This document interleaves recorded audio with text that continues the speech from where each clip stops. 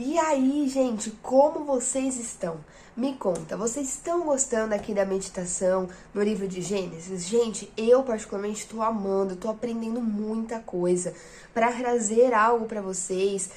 Nossa, gente, eu tenho aprendido muita coisa, coisa que eu não fazia ideia, que eu não conhecia, mesmo com anos já de estudo bíblico, não conhecia muita coisa. A palavra de Deus é de fato um tesouro. Quanto mais a gente cava, mais a gente encontra, mais a gente se apaixona por essas escrituras e mais a gente se apaixona por Jesus Cristo, por Deus. Então, pra mim tem sido muito bom, tem me feito muito bem, tem me colocado mais próximo de Deus. E eu espero que esteja sendo assim pra você também, porque nós estamos indo juntos, certo? Então, seja muito bem-vindo a mais uma meditação nesse livro lindo, especial, o livro dos princípios, o livro que nos ensina o início de tudo e o propósito das coisas e que tem alinhado nosso coração ao coração de Deus. Nós hoje vamos dar continuidade à história de Abrão, certo? Então bora lá, bora pro vídeo. Meu nome é Giovana Galego e aqui eu tenho uma missão: ler a Bíblia com você, de capa a capa, de Gênesis a Apocalipse, encontrando Jesus Cristo em cada página. Seja bem-vindo ao livro de Gênesis. Bom, hoje nós vamos ler Gênesis capítulo 16. Vamos ler do versículo 1 ao versículo 6. Conforme nós vamos lendo aqui, eu vou fazendo pausas e explicando o texto para que a gente entenda o que o Senhor quer nos ensinar com essa porção aqui da Escritura Sagrada. Beleza? Abre aí na sua casa para você acompanhar comigo, porque é certeza que você vai absorver muito mais, você vai ter seu momento aí com o Senhor. Ok? Antes da gente ir para o texto, vai abrindo aí, que você vai ganhando tempo. Antes de a gente ir para o texto, deixa eu dar uma recapitulada no que aconteceu no capítulo anterior, o capítulo 15. Por quê? Porque se você não assistiu o vídeo anterior, você precisa entender um pouquinho o que aconteceu no capítulo 15 para entender direito esse texto. Ok? Então, bora lá. Olha só o que aconteceu. Nós estamos estudando a história de Abrão, certo? Até esse ponto da história, o nome dele é Abrão. E nós vimos que ele foi escolhido pelo Senhor. Vimos que ele é um descendente de Sem, um dos filhos de Noé. E que esse filho de Noé era o filho que carregava a promessa no coração. Que promessa é essa, Gi? A promessa lá de Gênesis 3,15. Sim, lá no comecinho ali, ainda no Jardim do Éden, Deus fez uma promessa a Adão. A promessa de que ele enviaria uma semente, o descendente da mulher, um homem, que pisaria a cabeça da serpente, do inimigo deles, um inimigo espiritual, pisaria a cabeça da serpente, ou seja, mataria, venceria a serpente, mas o seu calcanhar seria machucado, seria ferido. Porém, ele seria ferido apenas no calcanhar, enquanto a serpente seria completamente destruída e aniquilada, certo? Entendemos que essa promessa diz respeito a Jesus Cristo. Deus já estava anunciando ali a Adão e Eva que ele enviaria o próprio Filho, o próprio Deus viria entre os homens, se tornaria maldição em nosso lugar, morreria por nós, destruindo dessa forma Satanás. E assim reconciliando o homem e a mulher ao coração de Deus, porque com o pecado eu e você nos tornamos inimigos de Deus e por isso tudo aquilo que está em nós, a nossa mente, o nosso coração, é oposto a Deus. Mas em Cristo Jesus, nós voltamos a ser amigos de Deus e então nos reconciliamos a Ele. E agora nós estamos estudando o desenvolvimento dessa promessa, como as coisas foram acontecendo até que a promessa se cumprisse. E vimos que para que essa promessa se cumprisse, Deus vai escolhendo homens ali que carregavam a promessa no coração. Homens que tinham fé de que Deus de fato cumpriria a promessa. E homens que pregavam a respeito disso para que outros pudessem ter fé e crer na semente, porque é essa semente que traria a salvação. Sem, o filho de Noé, era um desses. E a partir de Sem, nós chegamos em Abrão. Abrão veio de um contexto, de uma época onde essa promessa, essa vida de devoção estava muito perdida, mas Deus escolhe ele, levanta ele ali como um homem separado e a partir dele Deus vai desenvolver toda uma nação. Nação essa onde o próprio Deus nasceria entre os homens para nos salvar, cumprindo a promessa de Gênesis 3,15. Mas tem uma outra coisa muito especial, é que Abrão é o pai da fé, e por isso todo aquele que tem fé em Cristo Jesus é um filho espiritual de Abraão. E é por isso que a descendência de Abraão é muito numerosa, porque não diz respeito apenas à descendência natural, mas também à descendência espiritual. Então Abraão foi chamado de Ur dos Caldeus, recebeu uma promessa de que geraria um filho dele mesmo, teria uma descendência numerosa e receberia uma terra, uma porção de terra para essa nação. Abraão então carrega essa promessa no coração por anos, mas ainda nada aconteceu. E aí nós vimos no capítulo anterior que Abraão estava esgotado emocionalmente, porque nada tinha acontecido ainda.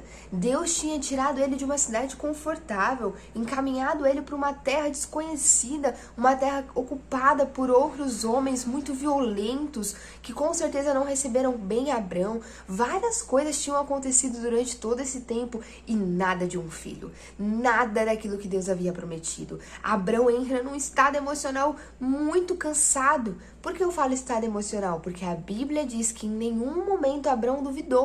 Então ele tinha fé no espírito dele, mas as emoções, a lógica humana, aquilo que é a nossa carne, estava no seu limite. E aí por conta disso ele vai questionar a Deus, e no capítulo 15 nós temos um diálogo muito interessante entre ele e o Senhor, que se você quiser entender melhor, assista os vídeos anteriores. Mas o que você precisa saber para esse vídeo é que no final desse diálogo, Deus vai fazer nada mais, nada menos do que uma aliança com Abraão. Isso mesmo, Deus vai fazer com Abraão um pacto de sangue. Ele vai usar o costume da época, aquilo que era feito na época para firmar um acordo, ele vai usar isso com Abraão. Mas não bastante. Não basta Deus, sendo Deus, se comprometer com o homem através de um ritual, de um costume humano, porque olha essa humildade e esse amor do Senhor para fortalecer a fé desse homem Abraão. Não bastante, Deus faz essa aliança e diz que ele se responsabilizaria pelas duas partes da aliança. É isso mesmo. Ele se torna o único responsável em fazer acontecer tudo aquilo que ele havia prometido para Abraão. Nós terminamos o capítulo 15 dessa forma, mas nós começamos o capítulo 16 com uma palavrinha que é ora. Vamos lá? Versículo 1. Olha o que diz. Ora, Sarai, mulher de Abraão, não lhe dera nenhum filho. Por que eu estou frisando essa palavra ora? Porque é uma mudança na história, é uma quebra de expectativa. Pensa comigo, Deus fez uma aliança, um pacto de sangue, prometendo para Abraão que traria o descendente, que cumpriria com tudo aquilo. Ou seja, era para Abraão sair dali, agora vai. Acabou o esgotamento emocional, fé fortalecida, vamos embora. Só que aí, passa um dia, passa outro, passam-se alguns anos e nada. Então você tem uma virada. Ora, Sarai não havia dado nenhum filho a Abraão. Então, ainda que Deus tenha prometido isso a Abraão, o cenário continuava o mesmo e a sua esposa, que era uma mulher estéril, nunca tinha conseguido dar um filho a Abraão. Então, pensa comigo. Você foi a um culto, foi a uma reunião com os irmãos, teve um momento maravilhoso na presença de Deus, recebeu promessas pessoais, o Senhor falou com você, você teve aquela convicção de que era Deus falando, você saiu cheio do poder, e então você chegou em casa e tudo tá do mesmo jeito, nada mudou. Você voltou para sua casa e tudo segue como antes. Seus familiares estão ali do mesmo jeito e ninguém entende você. Você é quase um maluco de acreditar nas coisas que Deus está te falando. Que situação!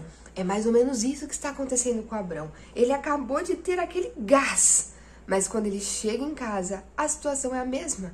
A mulher dele continua estéril, não deu até o momento um filho para ele. Gente, vamos pensar agora um pouquinho na situação dessa mulher? Vamos pensar na Sarai? Vamos nos colocar no lugar dela? Então pensa só, o marido dela, em um determinado dia, recebe uma promessa do Deus Altíssimo, o Deus verdadeiro, o Deus dos antepassados de Abraão, que até então estava meio silencioso aí na história. Ele aparece para Abraão em Ur dos Caldeus e chama ele para ir para uma terra desconhecida e promete a esse homem, promete a Abraão toda uma descendência, uma terra, um herdeiro gerado por ele mesmo. E aí ela, que é a esposa, olha e fala assim, então, mas eu que sou a esposa dele, eu sou estéril. Meu Deus, Eu que sou estéril tenho um marido com uma promessa de toda uma descendência. Eu que sou estéril tenho um marido com uma promessa de que terá um herdeiro gerado por ele mesmo, que dará origem a uma descendência vasta e numerosa. Como assim? Então Sarai de alguma forma teve fé porque ela e Abrão partem juntos, ela caminha com Abrão.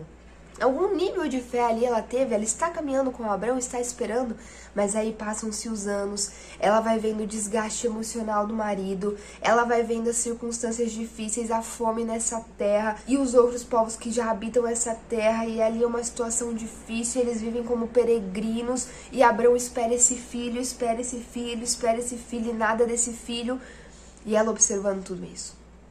Talvez Sarai pensasse assim: o problema do meu marido sou eu. A promessa que Deus colocou sobre a vida do meu marido não acontece por minha causa. Se Abrão tivesse uma mulher fértil, isso já teria acontecido. Mas porque eu sou estéril, a promessa não acontece na vida dele. E ele precisa esperar, esperar e esperar. Talvez Sarai fizesse esse tipo de reflexão. Além do mais, eu quero que você entenda que na época, gente, a mulher ela tinha um único papel ali, que era a procriação. Gi, que horrível como a mulher era desvalorizada. Sim, é verdade. Mas sabe por quê? Lá em Gênesis 3, quando o homem e a mulher pecaram, Deus colocou sobre eles um julgamento, mostrou para eles a consequência do pecado, o que aconteceria a partir daquele momento que eles desobedeceram a Deus, como consequência dos seus próprios atos. E uma das coisas que Deus falou para a mulher é que o seu marido a dominaria e eles ficariam em constante pé de guerra. Um ia ficar contra o outro, lutando por poder e domínio, e a mulher sempre seria dominada pelo homem. Ali Deus está mostrando para a mulher o julgamento de uma vida em pecado. Uma vez que você encontra Cristo e você é redimido, essa inimizade entre o homem e a mulher tem a esperança de findar. É por isso que um casamento em Cristo Jesus caminha para outro sentido, tá bom? Mas eu quero que você entenda que por conta de uma realidade de pecado, realmente o homem se tornou inimigo da mulher. E por conta dessa inimizade, o homem começou a dominar a mulher e subjugar a mulher. E a mulher se opõe em rebelião ao homem, e essa briga permanece aí para aqueles que estão distantes do Senhor. Então, gente, naquele contexto, eles já eram inimigos de forma geral, culturalmente falando, e o homem então olhava para a mulher e falava assim: ah, isso daí só serve para procriar.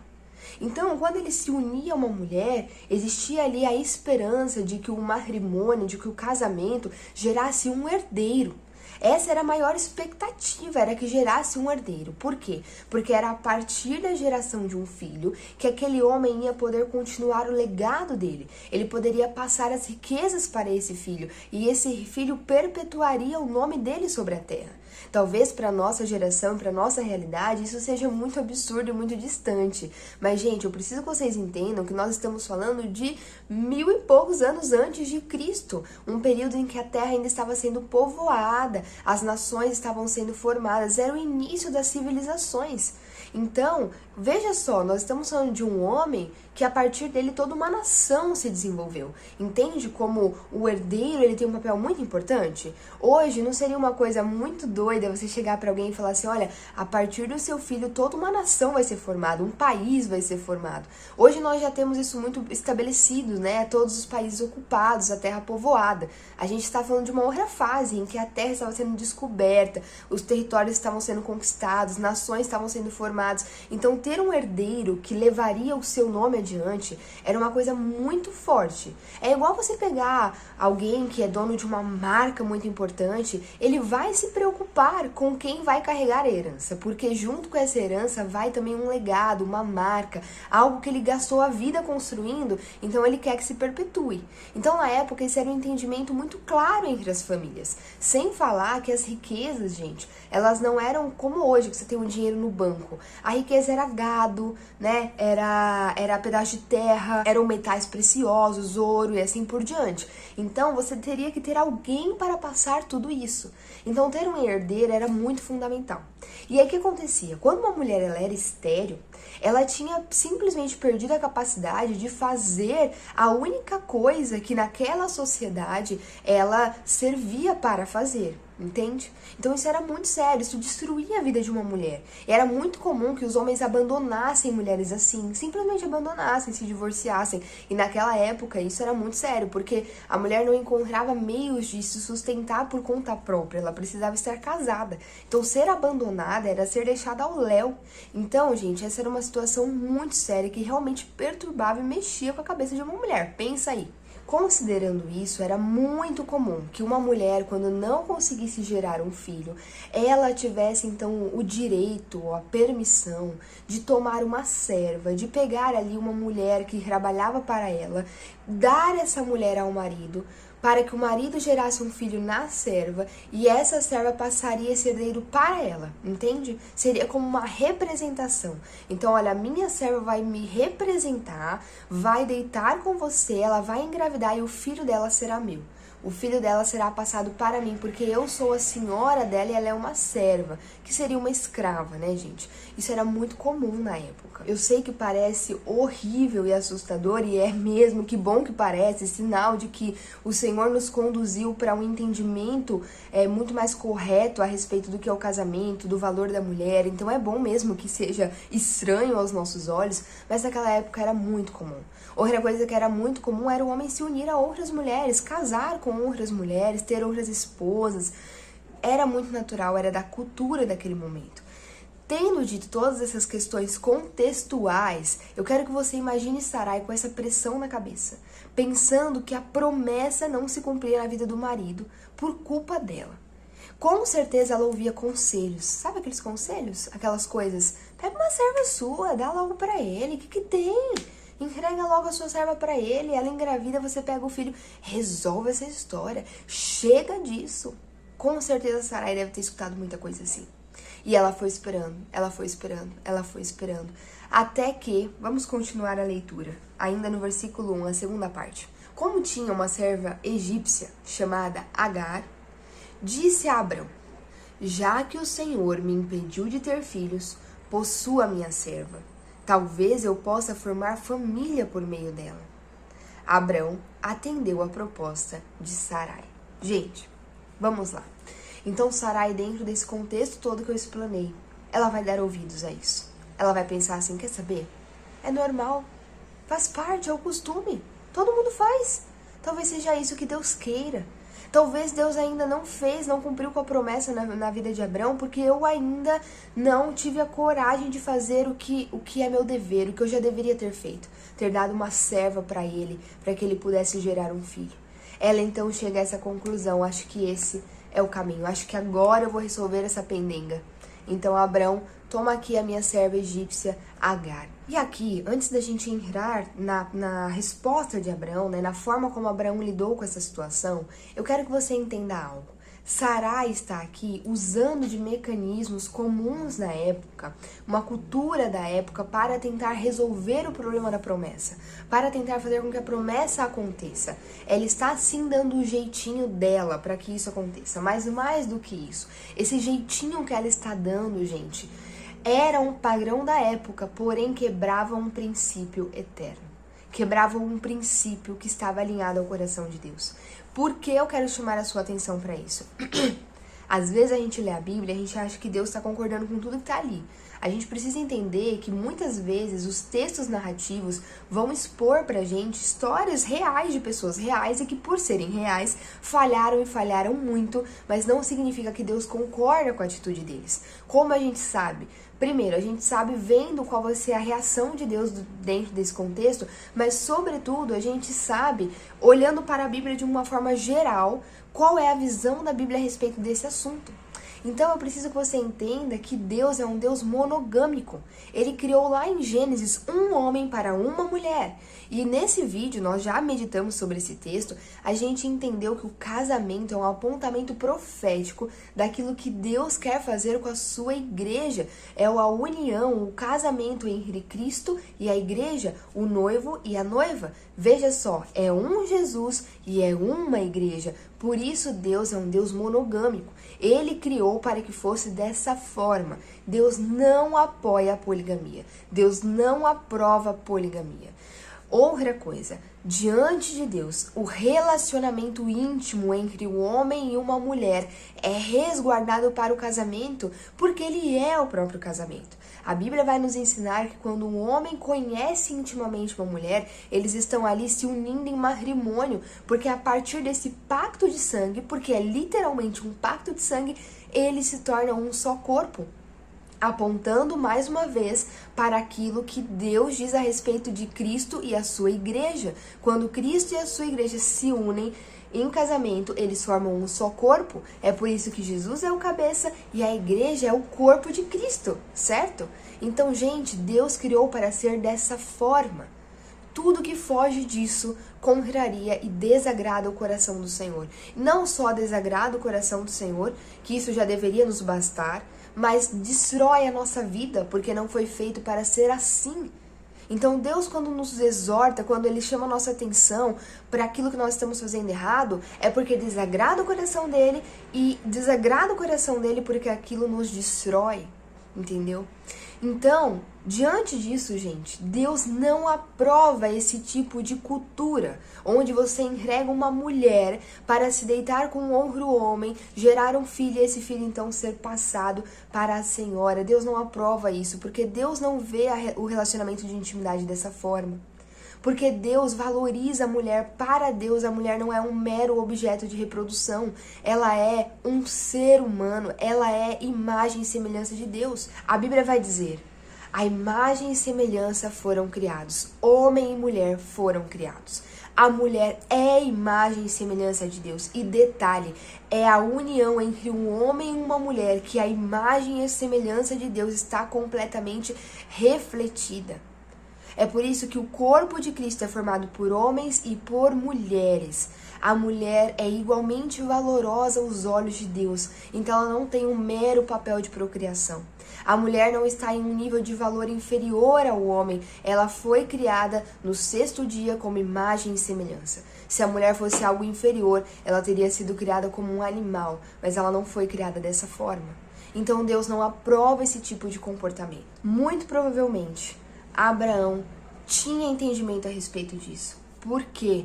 Porque ele vinha de uma descendência de semitas, de homens que guardavam a promessa no coração, que guardavam a verdadeira fé, que viviam ali de uma forma alinhada ao coração de Deus, que tinha sido passado de pai para filho desde o Jardim do Éden. E como eu acredito nisso? Que Abraão tinha algum entendimento a respeito disso. Porque até esse ponto da história, gente, Abraão já está caminhando, ele deve estar com uns 85 anos aqui nesse texto, e até esse ponto da história ele não tem nenhum filho com Sarai, mas ele também não usou desses artifícios antes de usar uma serva. Ele também não se casou com nenhuma outra mulher. Mesmo eles vivendo em Ur dos Caldeus, um lugar completamente profano, onde era comum que um homem tomasse várias esposas para si. Abraão cresceu nesse contexto e mesmo assim ele não fez isso, o que é completamente anormal dentro do contexto onde ele vivia. E isso nos diz algo, que muito provavelmente Abraão sabia que Deus não aprovava a poligamia. Alguma coisa dentro dele fazia com que ele caminhasse no sentido da monogamia, de um casamento entre um homem e uma mulher apenas. E por isso, até esse ponto da história, ele permanece casado com Sarai. Em nenhum momento ele abandonou ela, que era uma prática comum. Em nenhum momento ele tinha ido atrás de uma serva para gerar um filho. Em nenhum momento ele tinha se casado com uma outra esposa. Tanto ele quanto Sarai não tinham se rendido a esse costume, muito provavelmente porque eles entendiam algo a respeito da importância da monogamia. Então eles não eram ignorantes nesse aspecto, eles entendiam e eles tinham consciência daquilo que Deus pensava a respeito desse assunto. Mas aqui eles vão acabar cedendo. Vocês viram aqui, a gente acabou de ler, Abraão simplesmente aceitou a proposta de Sarai. Gente, ele tinha acabado de sair de um momento de uma aliança, um pacto de sangue com o próprio Deus. Talvez movido ali por um cansaço, por um esgotamento, pelas suas fraquezas humanas, por ouvir vozes na sua mente, o inimigo sussurrando propostas, talvez ele tenha pensado: poxa, Deus acabou de fazer um pacto comigo, será que é assim que Deus quer fazer? Talvez seja assim que Deus vai cumprir a promessa dele, então quer saber? Eu vou aceitar. E aqui, gente, vai um ensinamento importante. Deus não quebra os seus princípios. Que isso fique bem claro. Não é porque é comum, não é porque culturalmente é aceito, já é tão comum que as pessoas não conseguem entender que aquilo é errado. Você fala sobre isso, não assusta mais. Porque já cauterizou, as pessoas já acharam que é completamente comum, faz parte da cultura, não é porque é comum na nossa cultura que Deus agora resolveu aprovar. Não é assim que Deus funciona, gente. Deus não olha pra cá e fala: quer saber, a maioria tá fazendo, né? Então eu repensei, acho que não tem mais problema. Não! Deus não muda. Ele é perfeito, ele é santo, ele é eterno e ele é imutável. Ele é confiável, ele é fiel, ele é o mesmo hoje, ontem, será eternamente. Então, gente, Deus não negocia os seus princípios. E ele não precisa disso para cumprir com a promessa que ele tem para a história da humanidade, para nós como um todo e também de forma pessoal. Ele não precisa e ele não abrirá mão dos seus princípios eternos. Então tome cuidado com isso. Às vezes propostas estão sendo feitas para você e você acha que pode ser alguma coisa vindo da parte de Deus, porque de fato Deus te prometeu isso. Mas se o meio, se a forma como isso está chegando a você vai contra um princípio eterno, vai contra o coração de Deus, desconfie, porque Deus não está nisso. Deus é tão fiel, Deus é tão confiável, Ele é tão correto e íntegro, Ele é tão fiel aos próprios princípios, que até mesmo em uma situação que Ele precisou morrer para que os seus princípios não fossem quebrados, Ele fez isso. Sabe do que eu estou dizendo? Eu estou falando a respeito da morte de Jesus Cristo. Gente, talvez você já tenha pensado: por que Jesus precisou morrer por mim? Deus não poderia simplesmente ter me perdoado, já que Ele queria me perdoar, já que Ele queria reconciliar, fazer com que eu voltasse ao relacionamento com Ele? Ele não poderia simplesmente ter me perdoado? Ele não poderia simplesmente ter olhado pra gente e falar assim: olha, vocês erraram, vou dar uma segunda chance pra vocês aí e vambora, e é isso. Ele não poderia ter feito isso? Não. Por quê? Porque ele iria contra um princípio eterno, que é o princípio da justiça.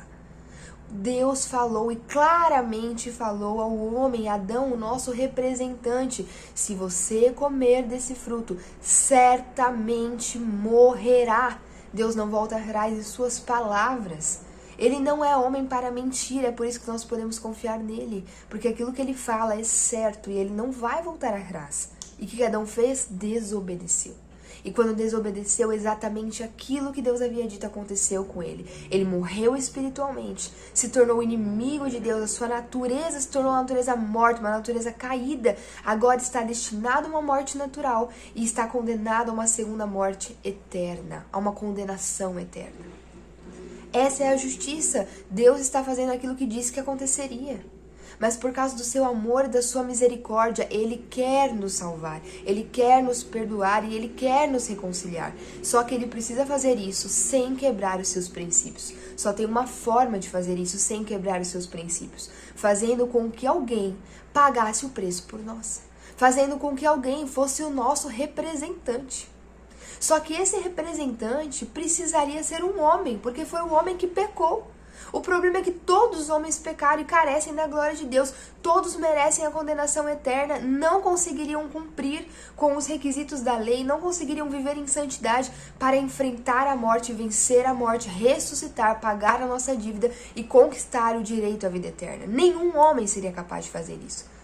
Só o próprio Deus. Porque Ele é santo, porque Ele é perfeito, porque Ele é eterno e porque Ele é o dono da vida. Logo, Ele pode entregar para quem Ele quiser.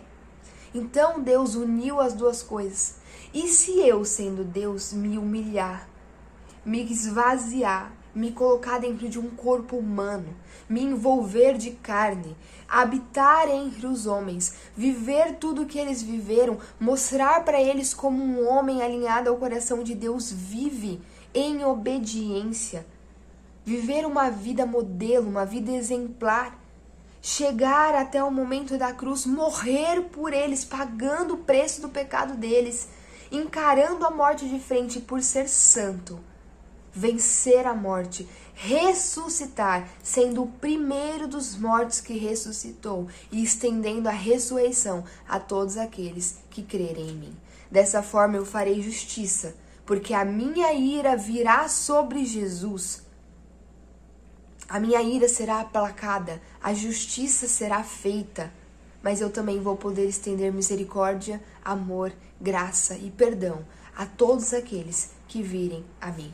Esse é o nosso Deus, é um Deus de amor, é um Deus de misericórdia, é um Deus que ama tanto que ele precisava nos reconciliar ao coração dele. Ele sabia que isso era tudo que nós precisávamos. Gente, não é que Deus é um Deus carente, que ele precisa que a gente seja reconciliado ao coração dele. Não é isso. Ele é completo, ele é pleno, ele é perfeito, ele não precisa da gente. Ele criou a gente como uma extensão de amor. Havia tanto amor entre a Trindade que eles resolveram desse amor criar algo, não porque faltava, mas porque transbordava. E eles então decidiram criar algo para compartilhar esse amor que eles vivenciavam. Deus não precisa da gente, mas nós precisamos desesperadamente de Deus. E é por saber disso que ele então resolve nos reconciliar a ele através do sacrifício dele mesmo, habitando um corpo e sendo homem entre os homens.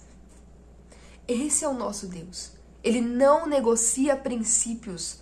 A promessa vai se cumprir através do poder de Deus. É sobrenaturalmente, é milagrosamente. Por quê? Porque dessa forma ele é glorificado. Ele é exaltado. Ele é o Senhor que merece toda a honra e toda a glória. Então tome cuidado. Cuidado. Às vezes Deus falou para você que vai cuidar da sua família, que o recurso vai chegar, que nada irá te faltar. E aí propostas estão sendo feitas para você conseguir dinheiro fácil. E ainda que todo mundo vai, todo mundo faz. Todo mundo pega ali o dinheiro que a empresa dá para eu poder cuidar dos meus clientes e guarda metade no bolso. Todo mundo burla ali as notinhas fiscais na hora de fazer reembolso. Todo mundo faz. Todo mundo cola. Afinal, quem não cola não sai da escola, não é essa a frase? Então tudo bem, é normal, todo mundo cola. Não é normal, não negocie os seus princípios. Gente, não negocie os seus princípios. Gi, mas é só uma cola na escola. Mas você está enganando os seus professores, você está enganando a si mesmo, porque está sendo aprovado e recebendo uma nota que você não merece. Você está condicionando a sua mente a sempre dar um jeitinho e nunca crescer de verdade. Você está mentindo. E detalhe, gente, você está se acostumando com um padrão de comportamento, a manifestar um caráter que não é o caráter de Cristo. E aí sabe o que acontece? Se nós colamos em uma prova na escola, o que será que nós não faríamos se Deus nos colocasse numa alta posição e nessa alta posição fôssemos tentados com alguma circunstância e na tentativa de proteger o nosso, nós abriríamos mão dos nossos princípios e faríamos coisas terríveis que destruiriam a nós e a quem está ao redor. É por isso que Deus não abre mão dos seus princípios. E como filhos de Deus, não devemos abrir mão. Não abra mão dos princípios eternos. Versículo 3.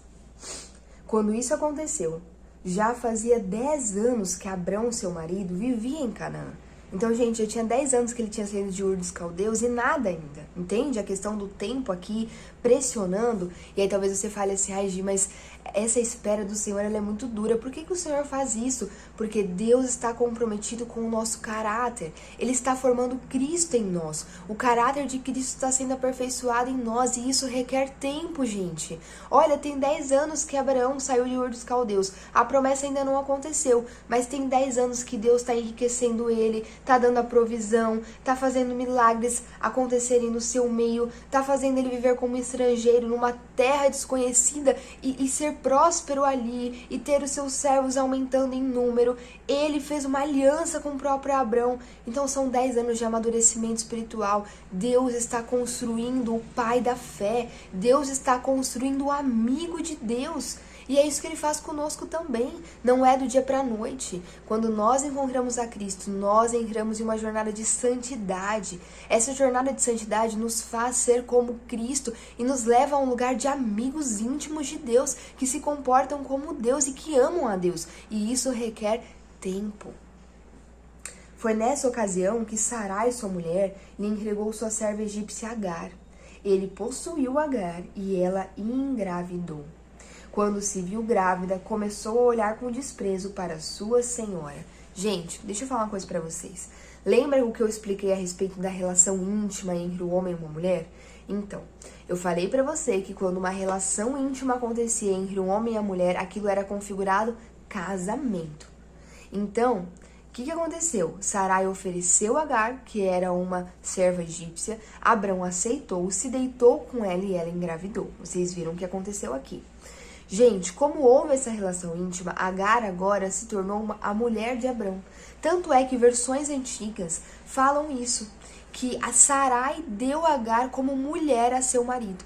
Algumas versões usam essa palavra como mulher. Por quê? Porque agora Agar está conectada a Abrão. Gente, olha que confusão! Sarai tinha um marido que a amava e que era fiel a ela. Depois de tantos anos não conseguindo ter um filho, ele estava contrariando toda a cultura, contrariando tudo que era normal ao redor, sendo fiel somente a ela e confiando no Senhor, obedecendo os princípios do Senhor. E agora tinha uma honra que ela mesma colocou ali diante dele. Gente, a nossa imaturidade, o nosso desespero, a nossa tentativa de fazer as coisas acontecerem conforme a nossa vontade, do nosso jeito, é muito perigoso. Pode destruir o nosso lar, pode causar problemas e dores que não precisavam, que eram desnecessários. E aí, gente, o que vai acontecer? Agar vai engravidar. E quando ela engravida, a Bíblia diz que ela começou a tratar, começou a olhar para Sarai com um olhar de desprezo. Por quê? Porque agora ela era uma mulher de Abrão. Claro que ela estava numa posição inferior por ser uma serva, mas agora ela estava ligada a Abraão, ali no matrimônio, dentro da cultura deles, e ela era a mulher que tinha conseguido gerar um filho. Então ela vai começar a olhar para Sarai com desprezo. Você está casada com ele há anos e nunca deu um filho. Eu me deitei com ele uma vez e eu engravidei. E agora ela vai começar a desprezar Sarai com essa realidade. Além disso, eu quero que você pense uma coisa comigo. Quando você está ali quebrando um princípio, você está cego, você não está se dando conta do que você está fazendo, geralmente quando dá certo, o que você pensa? Ai, acho que Deus estava nisso mesmo, porque deu certo. Então pensa só. Agar engravidou. Talvez Abraão tenha pensado, é o filho da promessa. Pode ser que ela também tenha pensado, Deus me usou para dar o filho da promessa para Abrão. E talvez isso tenha até colaborado para ela ficar olhando Sarai com desprezo. Olha, tantos anos você não deu nenhum filho para ele, a promessa veio através de mim. Realmente você era o problema para que a promessa não se concretizasse. Muitas vezes nós somos assim também. Nós quebramos princípios, mas quando aparentemente aconteceu aquilo que era para acontecer, a gente então acha que deu certo. Mas eu quero mostrar para você o que é realmente um sinal de que não estamos alinhados a Deus e que não deu tão certo como a gente pensa. Versículo 5.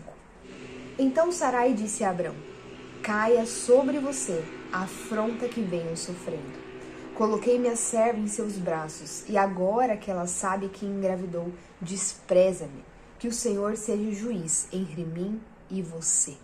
Gente, Sarai, ela vai cobrar a Abrão uma postura. Por quê? Porque agora Agar era como uma esposa. Ela tá num plano inferior, como nós já falamos aqui, por ser uma serva, mas ela é como uma esposa. E ela está desprezando Sarai, a primeira mulher de Abrão.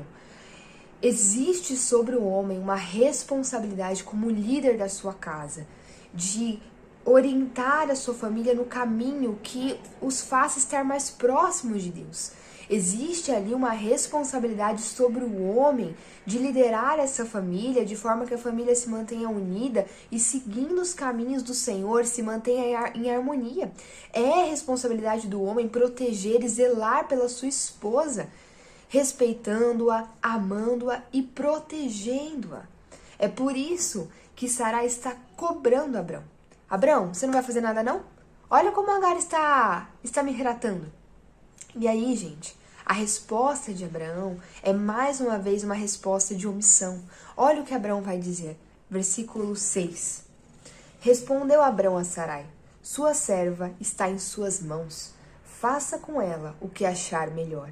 Então Sarai tanto maltratou Agar que ela acabou fugindo. Gente, a quebra de um princípio por Sarai e Abrão causou uma completa destruição neste momento na família deles. Sarai está em pé de guerra com Abrão. Agar, que é a mulher com quem ele acabou de se envolver e que está grávida dele, está fugida, perdida no deserto em algum lugar com o seu filho sendo gerado dentro dela. E Abrão completamente omisso, uma família completamente desestruturada. Deixa eu te falar, às vezes nós estamos abrindo mão de princípios eternos, vendo algum resultado, achando que está certo, mas aquilo que realmente é valioso e importante diante do Senhor está sendo destruído pouco a pouco por conta da quebra de princípios eternos. Tome cuidado, a família é algo valioso diante do Senhor.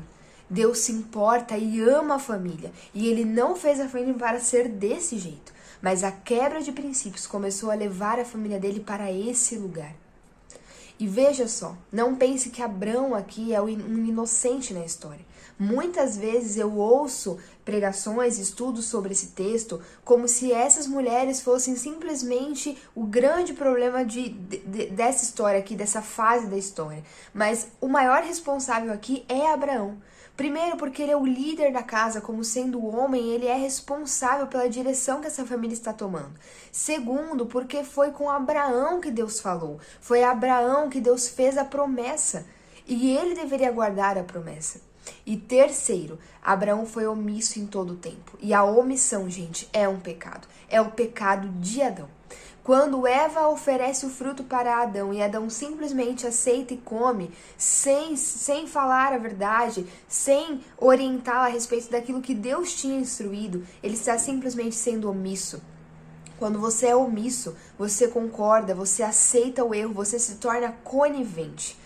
A omissão é um pecado porque ela é egoísta. Quem é omisso está tentando se proteger o tempo todo, ainda que para isso o outro vai ser ferido, o outro vai se prejudicar. É alguém que ama mais a si mesmo do que qualquer outra pessoa, do que a família, do que aqueles que estão ao redor. Então ele prefere se proteger do que proteger aqueles que Deus colocou ao seu redor. Então tome cuidado com a omissão. Deus nos cobrará a respeito disso. Nós não devemos ser omissos. Homens, vocês não devem ser omissos, não fiquem aceitando aquilo que é errado porque estão com medo de se posicionar ou porque estão sem coragem, com falta de vontade, com preguiça, tentando evitar problemas, prefere estar na paz, ainda que essa paz custe muito caro. Não seja assim, porque isso pode custar a sua família. Se posicione, proteja aqueles que o Senhor colocou ao seu redor, direcione eles para estarem perto do Senhor. E não quebrando princípios importantes. Lembre-se, toda vez que quebramos princípios, ainda que pareça que dê certo, nós vamos perceber que não deu nada certo quando aquilo que é valioso e importante ao Senhor começar a desmoronar. É exatamente isso que estava acontecendo aqui. Então a gente termina o texto de hoje com Sarai maltratando tanto a sua serva, porque Abrão simplesmente foi omisso, lavou as mãos, colocou a serva nas mãos de Sarai, não quis saber do que estava acontecendo. Serva essa que estava grávida de um filho dele, tá, gente? Mas o egoísmo de Abrão aqui foi tão grande, a tentativa de se proteger e não se envolver em problemas foi tão grande, que ele simplesmente colocou aquela que estava grávida do próprio filho dele nas mãos da outra esposa, não quis saber mais da história. Sarai vai maltratar tanto Agar, que Agar vai fugir. E aí talvez você pense, e Agar nisso tudo? O que vai acontecer com Agar? Onde Agar está? O que está passando na mente dela em tudo isso? Porque desde o começo da história, ela está apenas sendo negociada como um mero objeto. Não tem uma manifestação, não tem uma participação nessas conversas. O que está acontecendo com Agar? E mais, onde está Deus? Deus vai se manifestar nessa história? Não perca o próximo vídeo, onde nós vamos saber onde está Agar, o que estava acontecendo com ela Como vão ficar as coisas para essa mulher depois? E principalmente, Deus vai se manifestar? Até o próximo vídeo. Deus te abençoe e cuidado. Não quebre princípios eternos.